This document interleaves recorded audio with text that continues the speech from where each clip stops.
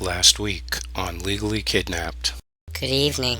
Our top story this week, a new report reveals that there are approximately 1.5 million homeless people in the United States, with the foster care system being a major contributing factor. Southern Florida enjoys an infestation of CPS rats, and DCF can now investigate you for non-payment of the electric bill. In California, a report finds 707 cases of misconduct by county prosecutors and criticizes the bar for disciplining only 6. In Kansas, the House creates a new committee to review problems with their foster care system. In Nebraska, senators assess their role in child welfare reform as the state moves closer to privatization of its foster care system. And the South Dakota Supreme Court rules that grandparents can go after custody of children who aren't theirs. According to WikiLeaks, drug company Pfizer bribed its way out of criminal charges in Nigeria after their deadly 1996 drug experiment on children. A new study from Medical Health Solutions Inc. finds that 25% of children and teenagers are taking prescription medications on a regular basis. And in Georgia, child advocates say that half of the teenagers in foster care are taking at least one prescription medication, and 1 in 3 are on antipsychotics. A shrink in Scotland says that we need to return to traditional family values in order to stem the growing problem of violence amongst teenagers. The government in Northern Ireland is going to look into decades of cover-ups of child abuse in church and state-run boarding schools and other institutions, while Irish children are forced to stay in institutions because the government is dragging ass on potential foster parent background checks. The government in India will form a 19-member National Child Welfare Board to ensure the rights of children. UNICEF goes to Egypt to discuss their child trafficking problems. Israel allows gay adoption. And now the Philippines wants to start snatching kids and putting them into foster care. In Australia this week, a judge rules that foster care and adoption agencies run by churches who also receive public money are free to ban gay foster parents and adoption. Teachers are going to start being trained in social work. And the family court allows a 16-year-old boy to undergo a sex change operation on the condition that he freezes some of his sperm in case he wants to have children in the future. In England this week, a woman is forced to go abroad to adopt a child because she was too white. Britain's top maternity doctor calls for UK school children to be taught that the best age for women to have a baby is between 20 and 35. Police can't get control of child trafficking in the UK, leaving hundreds of children at risk of slavery and sexual exploitation. And a social worker gets banned from working in the field for life for sending out an offensive joke email of Gary Glitter smuggling a little boy through an airport. A new study by researchers in Montreal, Canada finds that troubled preteens may become delinquents. In entertainment news this week, Elton John and his boyfriend have a baby boy from a surrogate mother in California. Girls Aloud star Nadine Cole is haunted by her failed adoption bid. Bristol Palin wants to take Little Trip and move to Arizona. Mel Gibson gets increased custody of little Lucia. And teen psycho mom Amber Portwood is indicted on felony domestic violence charges, spends a night in jail, and gets her kid back from Child Protective Services. In Ontario, Canada, a class action lawsuit has been filed against the child protective industry for letting unregistered social workers snatch children. A real mother from Pennsylvania plans to sue the Public Pretender's Office after a lawyer admitted to mishandling her termination of parental rights appeal. And in New York, 2 kids and the real mother sue the child protective industry for placing them in a foster home where they were molested. In this week's Foster Crimes Report, a New York child porn arrest exposes a loophole in the foster care system where those doing background checks can't access sealed records regarding potential foster parents who were arrested for sexual offenses prior to turning 18. A foster father from Arkansas is charged with the 2008 murder of a foster child, and he now sits in jail on a $300K bond. In Michigan, an infertile couple wants to adopt a baby and buys a billboard ad to prove it. A family's Christmas is ruined after a man who wanted to bang this guy's wife makes a false report to the police saying that the father is about to kill his family. The state of New Hampshire is going after the mother of a wrongfully snatched infant for back child support on her other children who are still in foster care. In Texas, the child protective industry throws a foster kid into a psych ward and then loses all of her personal belongings. A teenager runs away from a foster home in Kalamazoo, Michigan. And finally tonight, a judge in Wisconsin chews out a couple in a divorce case for going to court and fighting for custody of the family dog. For these stories and all the latest dirt on the child protective industry, visit www.legallykidnapped.com. And until next week, this is Baby LK,